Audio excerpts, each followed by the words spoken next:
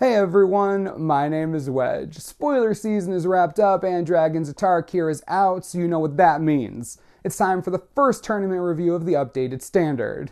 This week we'll be taking a look at the standard decks from the top 8 of the Star City Games Invitational in Richmond, Virginia. We'll be paying close attention to the new cards that pop up in the lists. Jacob Wilson took first place and his standard deck was Abzan Control. In spite of the name, this list looks very much like the Abzan mid-range decks we'd been seeing a lot of. There is one ultimate price on the list, which is reasonable. There's no shortage of mono-colored creatures in standard right now, though there are quite a few powerful multicolored creatures as well, enough so that you wouldn't want to go too deep on the ultimate price plan.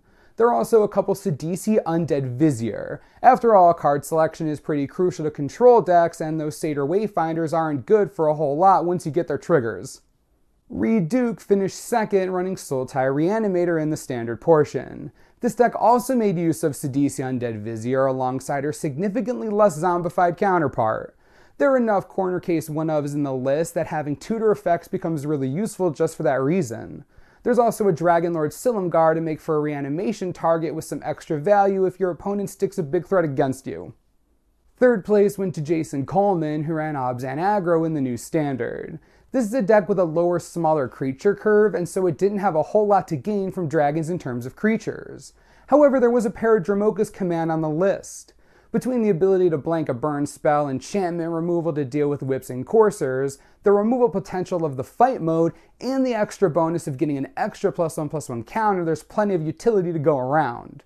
Duress, newly returned to standard, also made the sideboard to fight removal heavy midrange and control decks. Next up was Chris Anderson in fourth with Green-White Devotion. The deck included 2 Dromoka's command as well as a playset of Deathmiss Raptor. While the Raptor itself is the only creature in the deck with a morph ability on its own, Whisperwood Elemental manifests a lot of cards. Since fully half of the deck is creatures, that makes plenty of opportunities to turn creatures face up and trigger the Vengevine-like trigger on Deathmiss Raptor. Surge of Righteousness also makes an appearance on the sideboard as a solid color hoser. Michael Braverman finished 5th with Mono Red Aggro. This deck picks up a solid pile of 1-drops, adding playsets of Lightning Berserker and Zurgo Bellstriker.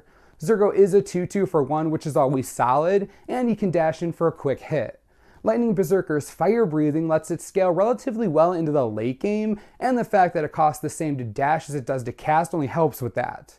If you hit a lot of land, you could drop a huge Lightning Berserker out of nowhere and it'll be gone before sorcery removal can take care of it. Dragon Fodder also makes an appearance as a 3-of, since it puts 2 power on the board for 2 mana, which is pretty par for the course in red. Roche shows up on sideboard to deal with big ground threats like the ever-popular Siege Rhino. Todd Anderson took 6th place with an updated Jeskai tokens build. This list doesn't add a whole lot of new tech to the main deck. Anticipate adds some card selection, and there's a roast in the main deck since again it kills Siege Rhino. On sideboard, there's a pair of Negate, another old favorite returning to standard fight removal. 3 Dragonlord Ojutai also show up on the board, giving you a solid body in the air, plus a repeating Anticipate on wings if you need to build more card advantage. The 7th place finisher was Joe Bass, running another Abzan control deck. This one was quite a bit different from Jacob Wilson's list and didn't make much use of Dragons of Tarkir newcomers, just a pair of Duress on the sideboard. For the most part, the list was what you'd expect from Abzan Control: Siege Rhino, Elspeth, Courser, Hero's Downfall, and the like. Ross Miriam took 8th place, finishing out our top 8 with Red-Green Aggro. This is actually a new build with a lower curve than the Green-Red Monsters builds that have occupied its color combination recently. The entire 4 slot of the curve is new, featuring a playset of Thunderbreak Region and 3 Surok the Huntcaller. 2 Draconic Roar make an appearance. Between the Region and 4 Stormbreath Dragon, there's a solid chance of being able to trigger the Searing Blaze-like bonus. There's also one of Roast, with 2 more on sideboard. By now, I'm sure you know why. And that wraps up our tournament review for this week. We'll be back next week with the top 8 from the SCG Open in Syracuse, New York. Hey, I live like 30 minutes from there. That's interesting. Anyways, let me know what you think of New Standard. Shaken up enough? Still upset Abzan exists? Let me know how you feel and we'll talk about it. Any decks you're testing right now? Seriously, I want to know. As always, subscribe for the latest and most reliable Magic the Gathering information you could ever need. This is the Mana Source. I'm Wedge. Thanks for watching. We'll see you next time.